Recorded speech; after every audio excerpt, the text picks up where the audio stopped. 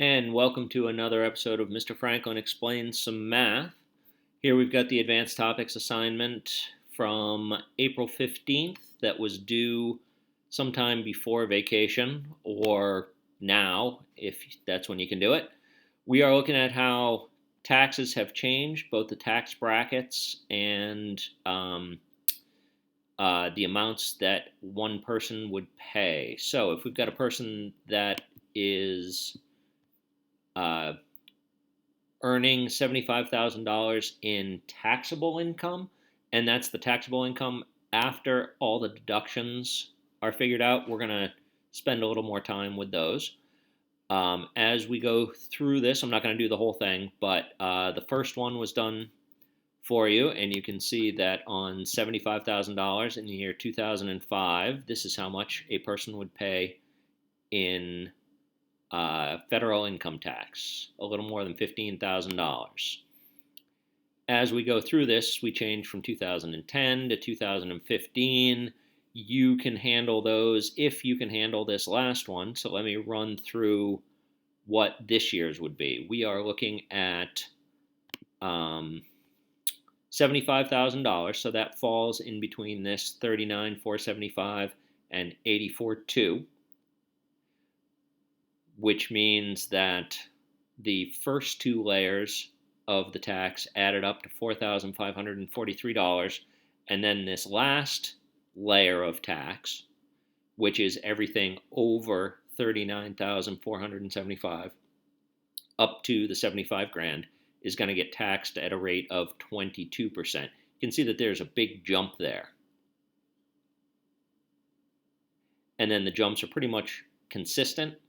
But these bottom two tax brackets, people that make below 40 grand for one single person, pay a lower tax rate. But we're going to look at $75,000. Here's how I would do it. To make the tax equation for A, we've got $4,543 and 0 cents. That comes from the table here, where we've got the $4,543 and no cents. That's where that comes from.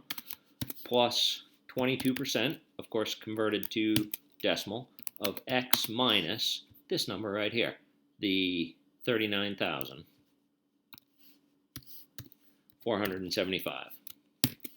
So that's the tax equation. We are going to rewrite that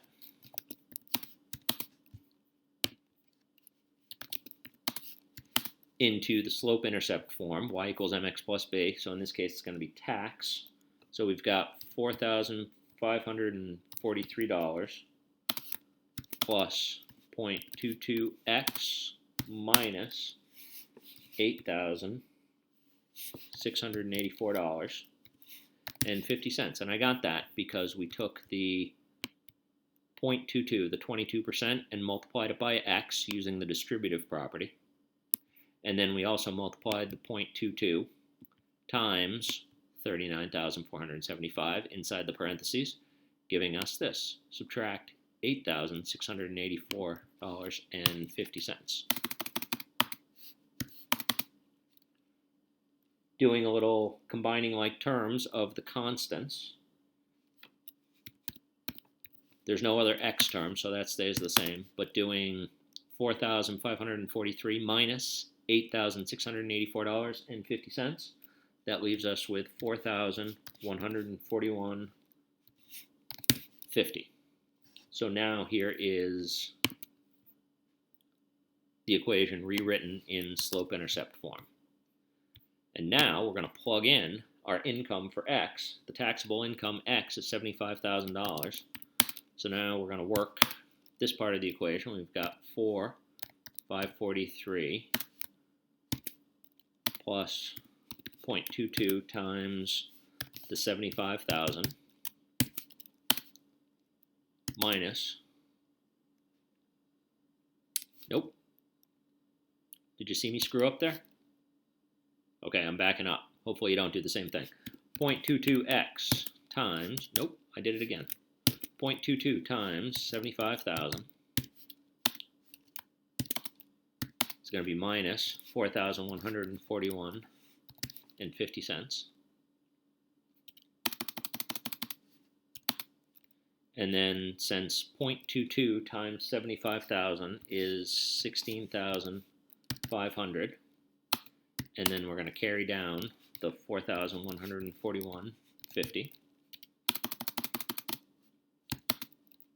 And then we'll just subtract, and we get $12,358.50. And that is how much tax a single person would pay on their $75,000 in income. Let's jump to the end here.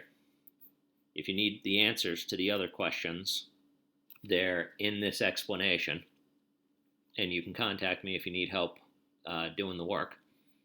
So in 2005, we saw that the $15,506 was 20.7% of the taxable income. In 2010, if we calculated it, it would be $14,931.25. That's 19.9%. 2015 gave us 19.4%, which came out to be $14,543.75. And then in 2019, we see a big decrease. The tax paid on $75,000 we just calculated is $12,358.50. That's only it's still a lot of money, but that has gone down from over 20% down to 16.5%. That is definitely a tax break.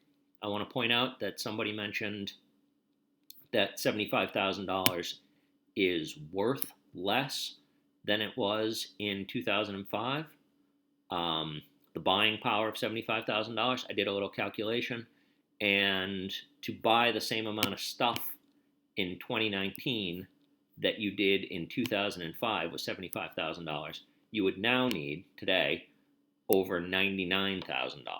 But keep in mind that the value of the tax paid also has changed, right? So this $15,000 that got taken away in taxes in 2005 would have bought more. So it's not just that money, the value of money has changed, because the value of money for the income and the tax changed at the same rate. Anyway, you can look up the big tax changes in 2018. It's still a very partisan and political issue, so I'm going to let you look it up rather than have me just post some articles, because no matter what I posted,